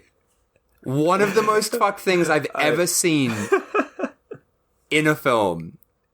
And this was the scene. I was not at all considering this film for the podcast. And then when this scene happened, I added it to my list. This was great. It is fucking insane. At the end of our last episode, you said there was one scene that is so fun. This scene. When I was watching the skinning scene, I was like, "Is this the scene that he was talking about?" And then this scene rolled around, and I was like, "Oh, this is the scene." Oh my god, it's unbelievable. So like, and honestly, like, if you're someone that's easily offended by stuff, probably don't listen past this point or don't watch this film. I loved that they had the balls to go there. It's intense. And I've got some extra info about this scene as well. Brilliant. So we go back to Skinner at the factory, and we meet a character that we've not met yet. He's just introduced in this scene. His name is Earl. Earl, yep. And he's talking about how he could have been a heavyweight champion. It's very important that I mention this, that he's a black guy. The reason why that is important will become obvious soon. I would normally not talk about the race of a character. In this case, it's very, very important. So Skinner walks in, and Earl's kind of like bullying him. He's annoyed at him for always smiling. And Earl says, like, "Oh, you remind me of the people I used to see at the state hospital, like grinning like a loon." And Skinner's fucking pissed off at this. You can see like the rage gets on his face. Doesn't he? He was all happy up until that point. And then he snaps. And he makes a joke about Earl's haircut, and they have a brief altercation. And as Earl leaves, we see Skinner just like, he's lost it. He's pissed off. Then we just cut to the sort of factory area, and we hear a scream. So like, okay, what's happening? And then, out of nowhere, we see Skinner wearing Earl's skin. So this black man's skin in the skin suit. Full body suit. Just straight away we see it. Yeah. Not hiding anything in this case. It's just boom, here you go. And that's not the bad part about this. Ted Raimi, in this role, he walks out of the room and he is doing this unbelievably offensive, racist impersonation of Earl. I could not pass on it. I could not pass on it. Nothing flat. Like, it's so fucked. Like, I just could not believe that this was a film from the 90s. Like, it just blew my mind. And you know how I said earlier the writer said, you know, that we mentioned that the writer had not had much change from the script, except this scene. Mm-hmm. This was not in his script. Really? And he said he had a real problem with it, and it crossed a line that he would personally not cross. Ted Raimi about this scene... He talks about the film being so offensive that it couldn't be made today because of this scene. Oh, yeah. And he said that both him and the director, they wanted it to be this, like, repulsive, vulgar, like, imitation because they wanted it to be, like, you know, horrible. Like, to show how fucked Skinner is. Yeah. But Ted Raimi also said that it was really hard for him to shoot and he felt really uncomfortable shooting it. And it offended a lot of people at the time. Oh, I can only imagine. But I really can't stress how insane it is. Yeah. And not only that, it goes for so long. I know. He's not only just wearing the suit, he's doing the whole mannerisms of this, like you said, this cartoon. Cartoonish. Yeah. Racist black, you know, stereotypical black racist guy. He's got this kind of gangster lean as he walks. Yeah. He's just shouting out these random things. And he's also kind of talking in rhyme. I see you're running out of start to money. And I was wondering, is that going back to when we did Dolomite? He said loads of people take from him when he talks in rhyme. Right. And I just, on a split thought, I thought, oh, maybe. Yeah, but, oh my God, it's but he comes out and he goes like, oh baby, yeah, and just him running through, kind of leaning back as he runs maniacally through this like street is insane. I don't know about you, but when I saw this the first time, I was so like just baffled by what I saw that I like didn't even register. I'm like, oh, what's he doing? Like, it was like this slow realization of what he was doing. Oh my God. But yeah, this goes for a while. Oh yeah. So we cut to away from Skinner doing this, and I was like, okay, it's just going to be that one scene. No, it keeps going. So then we cut to a woman who's getting kicked out of her boyfriend's car. They're like in the middle of a fight. Right? And I thought that was another hooker. It could have been. I don't know. It's not really established, but now you say that. Yeah, I assume just by the way she's dressed, maybe that it could just be a couple. But I don't know. It could be a hooker as well. But yeah, she's in that graffiti area, and she bumps into Skinner, who's still in the Earl skin suit, but he's got the headpiece off, and he has his back to her. Yeah. And she thinks that he's hurt and tries to help him. And Skinner then turns around, he's just covered with blood. He's kind of got the face mask, like... Yeah, it's like hanging off, right, yeah. And she freaks out, understandably, and he puts the Earl head back on, starts doing the voice again, saying, Earl's coming for ya! And he chases her around, just running, as you said, in this like cartoonish kind of swagger. And it's just, it's so fucked. It's so fucked. Yeah, and it just keeps going. So the woman goes into the factory, right? Yeah. And or like maybe a warehouse, I'm not quite sure, but in there, like Skinner Earl thing walks in and he's like sniffing the air, talking about how he can smell her. I smell you, bitch. One of the other lines that he said, which I love, was I sees you're running, I starts the funnin'. Oh my God, it's lunacy. Or the another one that he says, like, he closes the door behind him when he's in there and he's like, I'm gonna find you with the skin from behind you. So you're right, it's doing all this rhyme stuff. Right. I didn't even really think about that, but it is. It's all rhymed, isn't it? That's what I was like, it's Rudy Ray Moore. Oh, fucking hell. It's nuts, but he's found like this metal pipe. Yeah. He's like banging it around trying to find her. Eventually does find her. Fucking bonks her on the head. Does another bonk. And then, okay, like, you think at this point, surely he's going to get out of that fucking Earl seat. No, he goes back to the factory again. and he's muttering in this Earl voice, like, still going, still staying in character. Then our favorite friend, Bob, the security guard, he's walking about, the dog starts barking at Skinner. Yeah. And Skinner doesn't even break character at this. Did you hear what he said? He's like, lame-ass dog. God. And then to distract the dog, he rips the arm off on his Earl's skin suit and throws it over to the dog, who gulps it down. Yeah. And then, so you think at this point, all right, that's done now. Yeah. The Earl skin suit is done. It's not. It's still going. And this has been several scenes of him in this suit. I mean, this scene was intense. It was like a 10 on the insanity scale. Yeah. But all the things involved in this scene, besides him being Earl, like the chasing down the woman and then the dog, like sniffing him out, those both ended really abruptly and anticlimactic. Yeah. It's very like... It's like we don't see any gore at all. It's kind of like the bonk is a point of view from the camera kind of thing. Yeah. So you just see him like wave a pipe, and then the dog's like, he's gonna get caught. The dog's coming. The Bob, the security guard's gonna find him. You see the dog eating a hand, and then he's at home. And it was kind of like a bit of a disappointing end to such an insane scene. I was just so distracted by what Ted Raimi was doing in the scene to even like think about anything else. Loving it. Easily the best scene of the film. It's truly mad. It's madness. Yeah. I can't believe they put that. No, this should not be in a film. No, absolutely not. And this is why I chose it. This is in the 90s. Yeah, like 93. This fucking came out. It's like this would be offensive in any decade, and like. It's like, crazy, man. Of all the people, like they chose a black person. Yeah, you know, like, wow, man, what were they thinking? And madness, and the fact that it's not in the script. So they added this. They thought this was a good idea to add this.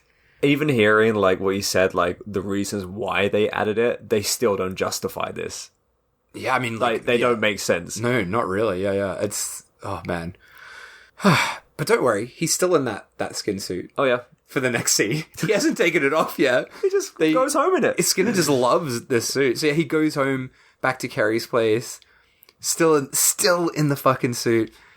He's walking up the stairs in the suit, like he's bold as fuck to be doing this. Like just walking in this ridiculous suit.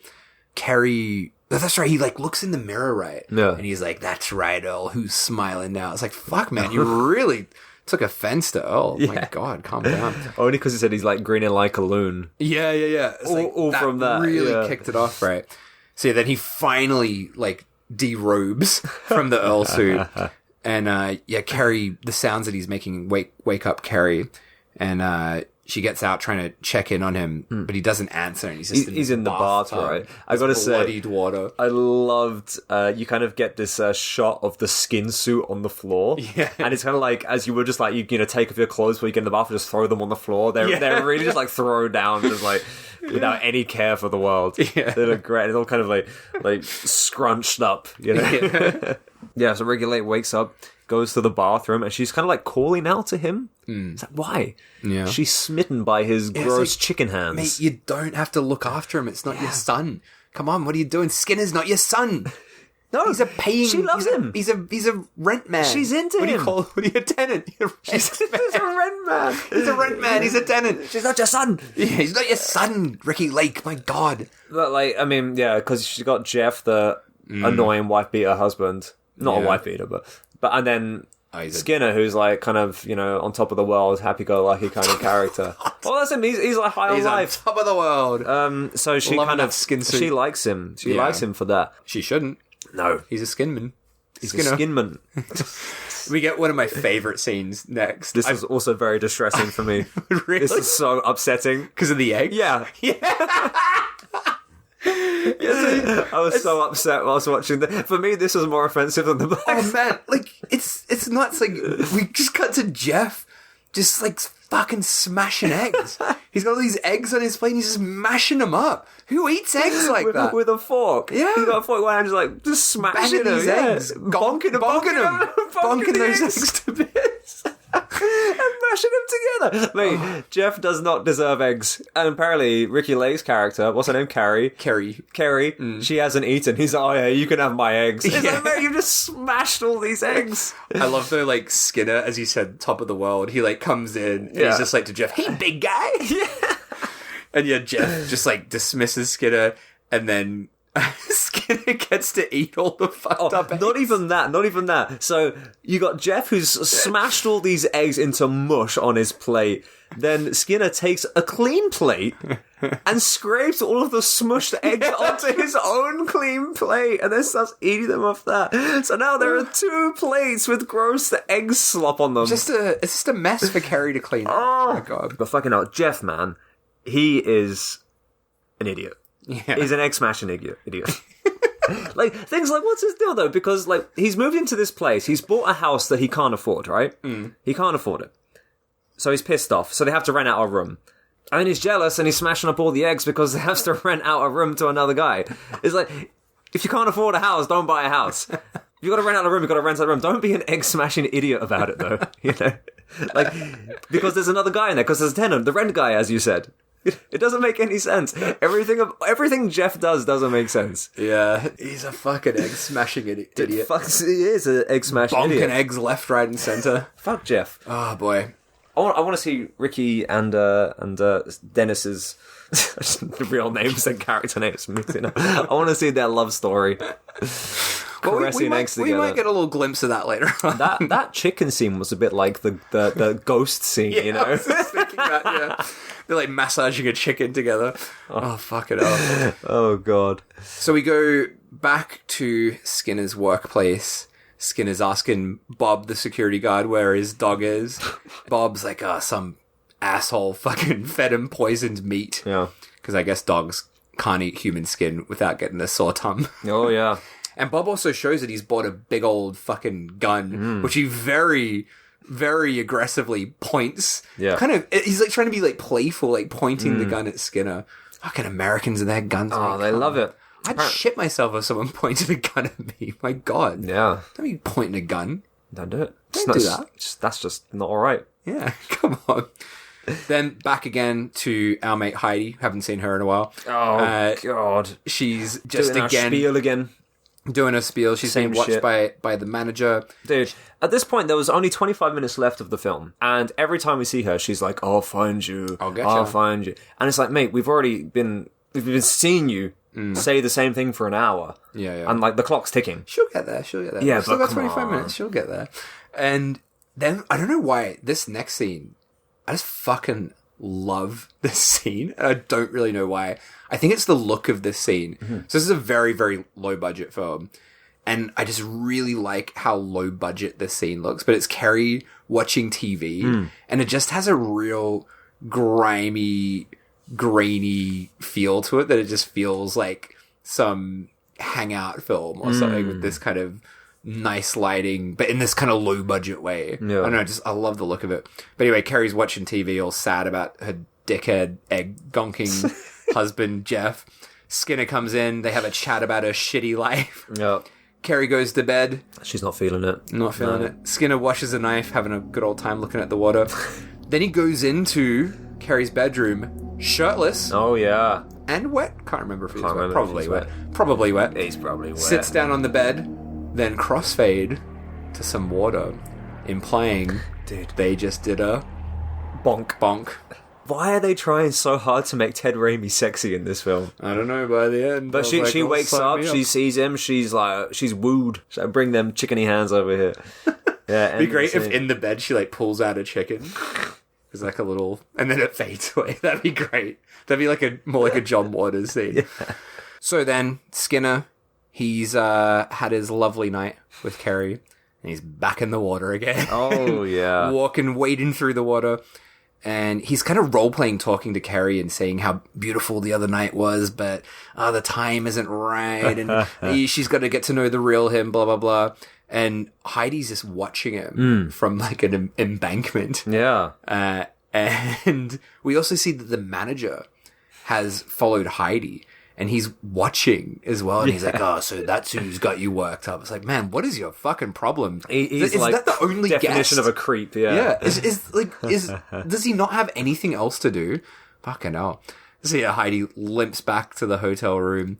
The manager's waiting for her. Which is another thing. Why does she do that? The limp. Yeah, but no. Why does she go back to the hotel room? She's just too slow to catch Skinner, mate. She's got that limp. She's But it's waiting like, for the right time. she's like been chasing him for the whole movie, She got him. and she's got him, and she's like, "Oh, I'll get you sooner or later, Yeah. but for now, I'm going to go back home." No, you know, she's biding her time. Why?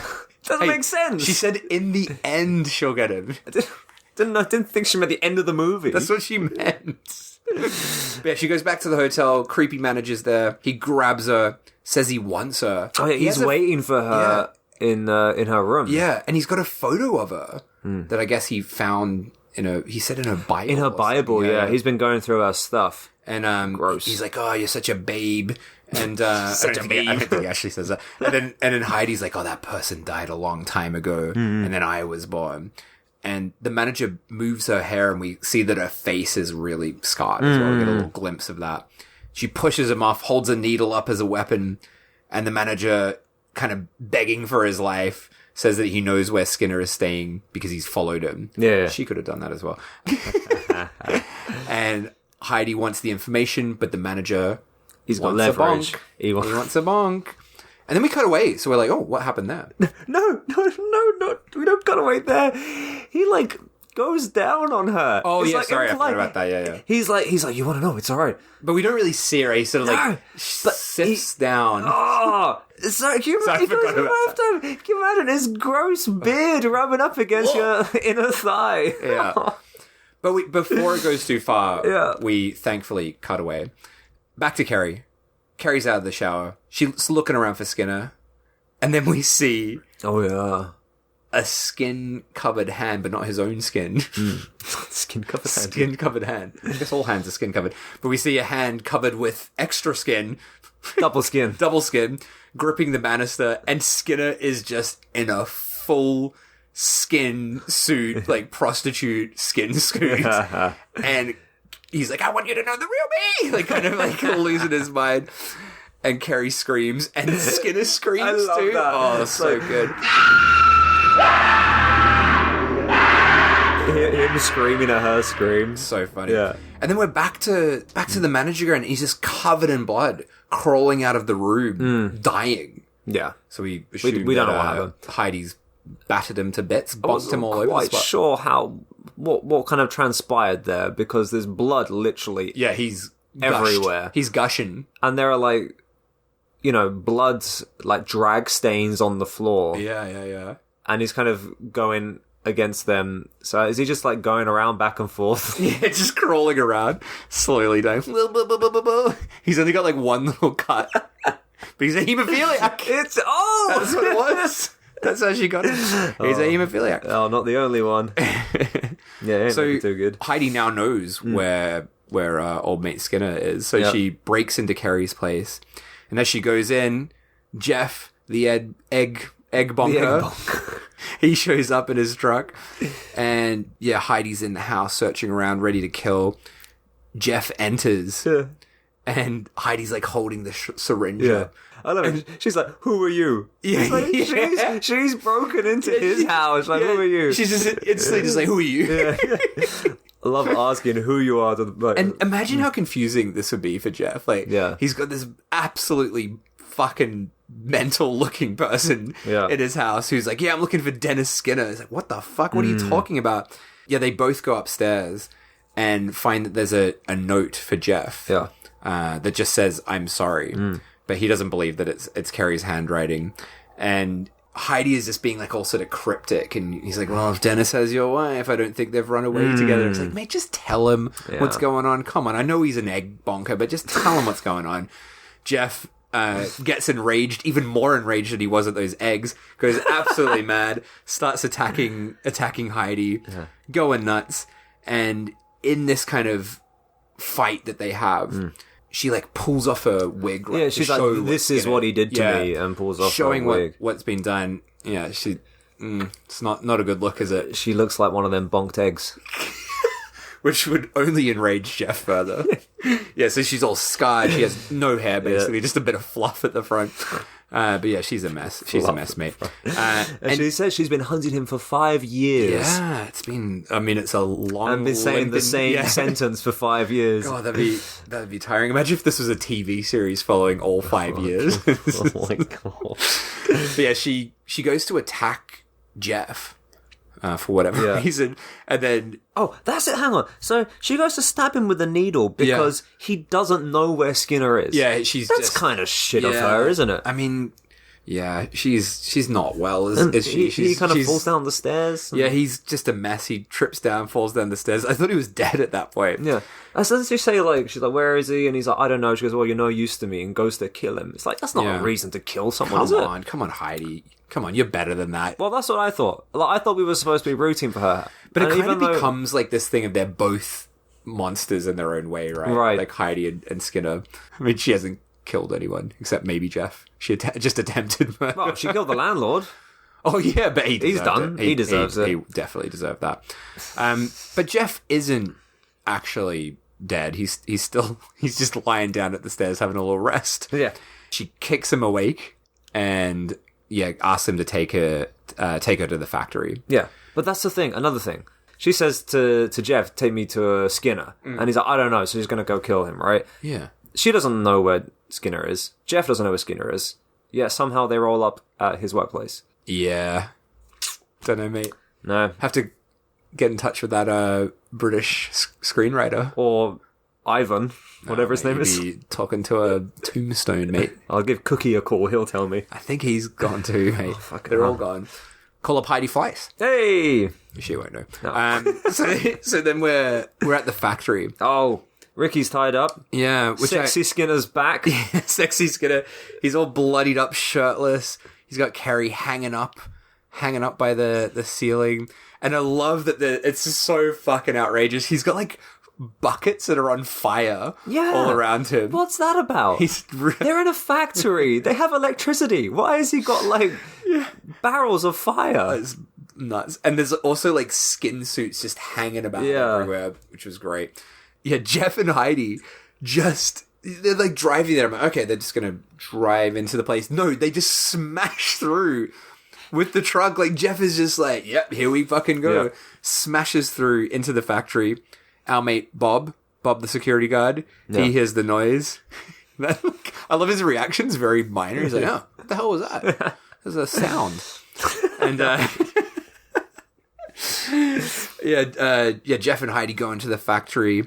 Skinner's rambling about stuff, and he's just like, he's really annoyed at Carrie. And he's like, oh, you were making fun of me. You and Jeff were making fun of me. Talking behind my back and shit. And it's like, no, they weren't, mate. What are you talking about? That was a Jeff kind of might have a been, bit of a half-baked idea in yeah, this film. it's like, come on, mate. They weren't doing that. And Heidi's like following this blood trail with Jeff to try and find him. And I don't know why I found this so funny, but they find that trail, and then she has a torch. Yeah. Because Jeff wants to go ahead, and she's like, "You're gonna need this," and holds the torch out to him, and then she just attacks him. She stabs him with a Just needle. stabs him with a needle. Injects him with something. Yeah, I guess he's all like, kind of maybe like heroin or something. Like he's all like out of it, kind of thing. But that's such a shitty thing to do. Like, who's going to help? But Dennis Skinner, Also, she's a fucking invalid. Like, she needs some help, right? yeah. You know? Yeah, she's. You got Trucker Jeff. Like, He'd be a good help. He would. Yeah. And you're on the same side. But she wants to take care of Dennis Skinner. She didn't wait fucking 5 years for bloody Jeff, the old egg bonker, to do it, did she? That's what she said. Skinner's mine. But Jeff is a mess. He's fucking out of it. And yes, Skinner, again, is like still rambling, and he's talking about being in an institution where someone used to talk behind his back. Right. So I guess that's why he got so angry at Earl before. And Heidi enters, and finally we get the sort of the showdown that we've been waiting for. Yeah. In the end, she said she would get him, and this is it. She's going for it. And like they have this, she's gone in so half-baked with her fucking needle. Yeah, whereas come he's got on. all these knives, right? So he's pulling out a knife, attacks her with that. In that initial, like, standoff between them, she runs. Yeah. She runs towards him. She that could limp run though? the whole time.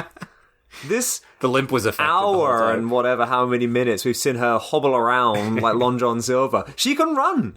She can run She was saving it all up for this moment. for this one fight. Yeah, but they have a little knife fight. Heidi's like grabbing knives out of Skinner's bag and throwing them at him. Bob finds Jeff and he's just out of it. He's like, oh, he's just a mess. And yeah, Heidi and Skinner just stalk each other around the factory for a while. They play a little like game of cat and mouse. Yeah, it's mostly just like Skinner appearing behind Heidi and Carrie being like, oh, wow, look, there he is. Yeah. And like, it just goes on like that for quite a while.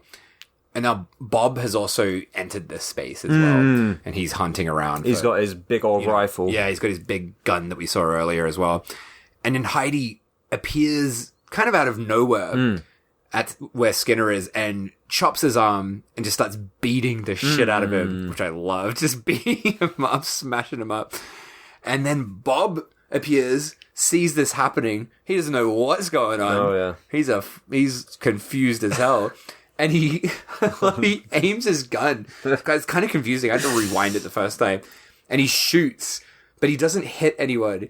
He hits one of the skin suits that's hanging from the ceiling, which falls down and lands on Carrie. It's awesome. That's it. Heidi let her off. She That's let right, her yeah, go. she's She cut drops her down to down, the floor, yeah. but she's still kind of tied up or something. So she's Yeah. on the floor. The skin suit falls on top of her. She's like, Oh, God. so that's the first shot. Yeah, So first he's shot. managed to shoot a skin suit. And he shoots again, shoots Skinner in the leg. Yeah. Gets him in the leg. Shoots again, shoots Heidi in the stomach. So then both Heidi and Skinner are just like lying back. Yeah. And yeah, both injured. And Skinner like goes on this rant about what she's wearing. I know. I love this. Look at you. Lying there. Your guts hanging out of your back in your cheap pea green flea market bargain basement coat. Oh! And she like slaps him. They've both been shot. And she like slaps him. And yeah, Skinner's just like, he's like, you know what? They're going to do tests on me. And then in a few years, they're just going to let me out because they love people like me. They love being able to cure people. Yeah. And Heidi's just like listening to this as she's probably dying because she's been shot in the stomach. Yeah. And yeah, Skinner's just like, doesn't that make you want to scream? And then we hear a big scream and end credits. Oh my god. After all of that, after that whole build-up, it's all just gone to shit by some idiot security guard. This is what the fuck is going on. I can't shoot for shit. So that's the film. But before we get to like our final feelings on it, I just had a few quick extra things about it. So I just want to tell you a bit about the set. So Ted Raimi talks a lot about what the set was like, and he didn't know anything about what Nagy was like as a person. He just knew him as a director, and he said he really knew what he was doing, and he didn't really give much direction for like small kind of things with the acting and kind of let the actors have a lot of freedom. But But- that makes sense. Yeah. Judging from Raimi's like facial wild expressions. performance, yeah. But this film, this was shot really quickly. So this is a really, really low budget film shot in 2.5 weeks. So this is really fast. And they were shooting long days from 8 a.m. Into the night. And everyone got along really well, but yeah, Raimi, and Nagy also says this, he kind of describes it as feeling more like a sort of film school project. And they had that kind of atmosphere on the set. So it's a very, very low budget film. And because of that, they kind of ran out of money. Yeah. And this film didn't get finished. So this was shot years before it was released. Right. And it just sat there unfinished. So they'd finished it all. I think they'd started editing, but it couldn't be released because they didn't have the money to finish it. Then all that shit with Heidi Fleiss happened, and suddenly everyone knew who Ivan Nagy was. Right. So the studio that had ended up buying the rights to the film thought this is the perfect opportunity to cash in on this scandal awesome. and release this film. But because of all the fucking chaos of this production, the film was just all over the place. Like all parts of the film, like the actual film stock was everywhere. Right. In all these different labs. So they had to hire this guy. So this guy called Jeremy Caston, who is the post-production supervisor. and the film was shot, partially edited, but left unfinished. So he had to basically go and locate where the film was and basically bargain for buying back all of these pieces of film. Oh, wow. So he had to go to all these different film labs all over the place, collecting bits by bits. And then he had no kind of like roadmap of what the film should look like in the edit. So he had to basically kind of guess how it cut together. So he was like putting this film together with kind of no direction. And then as he was putting it together, he realized there were definitely big chunks of the film missing. So he went back to the production company or the distribution company and he's like, I'm sorry, I can't finish it. Like I can't find this. And they're like, yeah, we thought that was going to happen. And they gave them a big bag of cash. Right. And they gave him an address in West Los Angeles. And they're like, go here. This is where you'll get the remaining bits of film. So he went over to Yvonne Naj's house. Right. And this is in the peak of all that scandal happening. So he was like, oh my God, I can't believe this. And he knew him as this kind of sleazy prostitute ring running guy. And he had this big bag of cash. And he had to hand over this money to Naj to buy it. And he said that Naj actually ended up being really fucking nice. Oh, really? And they like smoked some pot together and talked about filmmaking. And Naj was like, look, when I made this film, I was just a filmmaker. It is a very personal film, but, you know, please just do a good job on the film. Like, just finish it off. Please do a good job. So that's how the film was finished off. And not only that. So that's how the film initially got released. Right. But then it got lost again because it just became this bargain bin VHS, right? So when it came out, Silence of the Lambs had come out and everyone was just like, this is just some shit Silence of the Lambs ripoff. And it kind of got forgotten about. So the film was kind of lost again. Yeah. And just only VHS copies were available, not the original film. So the writer, that British guy we mentioned before, Paul Hart Wilden, even though he had very conflicting feelings about the film, he didn't want it to disappear. Yeah. So he went on this 10-year hunt to find the master of the film, the 35mm master. Oh, God. And he had to find the company that had bought the film's rights at an auction. And they're like, all we've got is this video. We don't have anything else. Just this video. We can't even release it. And then he like looked around, found a lab that had it, but they checked it. And they're like, yeah, this is it. But it's just a work print. Right. And there's no sound. Oh my God. So then he like had to go to the sales company, but the guy that owned the company was dead. And then, then he had to get in touch with the person who was in charge of his estate. And they're like, I think I've seen a box with Skinner written on it. And they found it in the estate of this guy that had passed away. So after 10 years, he finally managed to get the original film. That's why it exists now. That's why incredible. we can watch it. What a great story. It's had like a big journey, this film. That's a wild story, though. Yeah. Spending 10 years trying to track this down. All the behind the scenes of this film is it's crazy. Everything about it is nuts. And I personally, like, the first time I watched this film, I was like half on it. Second time, I fucking loved it. It's just such a fucked up film. And it, maybe knowing all the extra stuff, it got under my skin more. But I also, watching it a second time, I really got into the kind of dreamlike approach to it as well. And yeah, I don't know. I really love a lot of things about this film. I think it's a really interesting and also disturbing film when you know like who directed it as well. There's definitely some personal touches in here. He can deny it all he wants, but it's a bit too close for him. You can't run a prostitute ring, then make a film like this and claim that you know that's not connected to it at all. You know, like, it's definitely connected. 100%. Yeah.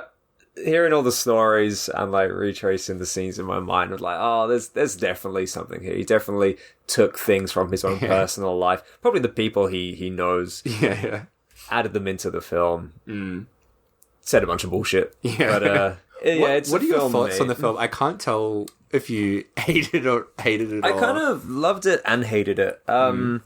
Very, very conflicting opinions within myself. I mean, let's talk about the good. The special effects were awesome. Loved Ricki Lake. I thought the lighting in this film was great. All of the scenes were beautifully lit and really added to the atmosphere in this. That was one of the things that really stood out for me with this. Even though I really don't like Ted Raimi, his performance when he was like acting like a madman and like screaming, especially in the finale as well, like when he's screaming in Ricki Lake's face, he does feel like a genuinely unstable, unhinged person, and you believe his insanity. And I was just like, wow, he actually has done a very good performance, because everything I've seen him in up until this point has been really goofy, you know, shit. Just shit. And I've never, ever enjoyed one of his performances. The scenes where he is just playing Dennis Skinner, the wacky tenant and mopper of the factory, he was very annoying to look at. But his mad scenes were very enjoyable. So maybe this was just him portraying that, like, you know, that schizophrenic character, because he really does do two different personalities very well in this film. But even with that in mind, just watching him be Ted Raimi is quite difficult to watch. It is not fun. Didn't like sexy Ted Raimi in this. Didn't need to be naked and wet for half the film. That's one thing. And I kind of felt like Traci Lord's character was wasted. I felt like her story should have progressed a lot faster. She spent the majority in the hotel room saying the same 2-3 lines again and again and again, with no kind of progression to her character. And it was only really in the last, like, 15 minutes where we kind of saw her do anything. So that was kind of, I don't know, bit of a waste. Like, when you see Traci Lords on the cover, you're like, oh, this could be fucking wild. And it was just a bit kind of, I don't know, mundane, I guess. Yeah, for such a great name as hers. Yeah, so there is that. But the gore, the bodysuit stuff, and Earl, the Earl scene, that was fucking wild. I think this film, I put it in the same category as we mentioned before, the Infernal Rapist. For me, when we talked about Infernal Rapist, we were like, it feels like a Cat 3. Yeah. Even though it's not a Cat 3. This film also, to me, feels like a late Cat 3, like a 96, 97 Cat 3, where it's got that same kind of, like, fucked energy to it. Yeah. Yeah, I get that. Yeah, but I think for me, like, I do see your point on all those negative points, but watching it again, I really kind of enjoyed some of the repetitiveness, because to me, it started to feel more like this weird dream, and it was almost like this kind of bizarre, abstract version of, like, Henry Portrait of a Serial Killer or something like that. And I really do, like, I don't have the same feelings about Ted Raimi, but I don't think he's an amazing actor, but I do think this is his best role that I've seen him in. From what I've seen, I would totally agree, Yeah. And just, like, in terms of, this film has things I've never seen in a film before. I probably never will again. How about the wrongometer for this film? I know what I'm giving. What are you going to give it? I'm going to go for, okay, without the backstory, it's probably an 8. Right. Because that one scene is, I mean, it's a 10 by itself, that scene. And there's also just something else throughout this that's very unsettling. But with the knowledge of who the director is, I think that adds a real sickening touch to this. And I'll say a 9. Pretty high. Yeah. I'm going to go for a 7. Not as high as a 9. And reason being is, I mean, the backstory, the director is completely fucked, which did add a point. I was initially going to go for a 6, which is probably quite low. Despite you got a man wearing people's skin, so it's pretty fucked up. The skinning scene, the gore stuff in there, and then the Earl scene, really, is kind of just the big factor here. Yeah. Without that one scene, it kind of just plays out like a pretty average serial killer film. It's that Earl scene. Plus, knowing the director is a fucking nut. Yeah. I enjoyed it. I probably will watch it again, but I kind of need to get over some of the issues that I have with it. Yeah. And it's kind of almost a shame, because if it was just ever so slightly different, I think I really would have enjoyed this. I would say, though, do watch it again with your adjusted expectations, because the first time I felt more like how you were thinking, but then the second time I don't know. I liked it a lot on the second viewing. Like, a lot. It really, I think knowing what I was in for, it made me see it in a different way. Right. And I also really recommend watching that Nick Broomfield documentary that sounds as well. wild, Because, it adds a lot of weird context to this film as well. How about, what do we got going on next time? Next time, because fucking hell, Dave. We've been doing a lot of very obscure stuff recently. Oh, we're doing a Fast and Furious movie next? 7. That's my favorite one. Hey! No, I was thinking about it because we didn't used to be like this. Like, we started this podcast doing relatively linear films. Oh, yeah. Like, what was your first one? It was Mad Foxes. Mad Foxes. I did Writhing Tongue. We were all quite linear, and I think recently we've been going down a very deep rabbit hole of impossible to follow or understand films. That's why I chose this one. Yeah, which is great. Yeah. So I'm going to do a similar one. Oh, I'm going to do something linear because I have another very, very unlinear film coming out later. So next time we will do Killer Tongue, which is about a killer tongue.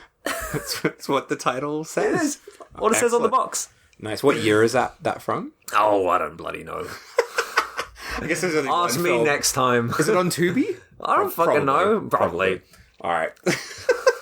So probably you can find it on Tubi before next time. Probably. Let's make the bold claim. that It's widely available. All right. Yeah. Nice. And as always, please follow us on Twitter at SMSW Podcast. And you can also send us an email at showmesomethingwrong@gmail.com. And please leave a review. Come on, mate. Please leave a review. Please. Oh, by the way, Please. did anyone send us a picture of their favorite bowls? I got no fucking pictures of any bowls. Send us your bowls. If you don't know what we're talking about, go back and listen to Night Evil Soul. Okay. Get those bowl pics in. Email those bowl pics. Yeah.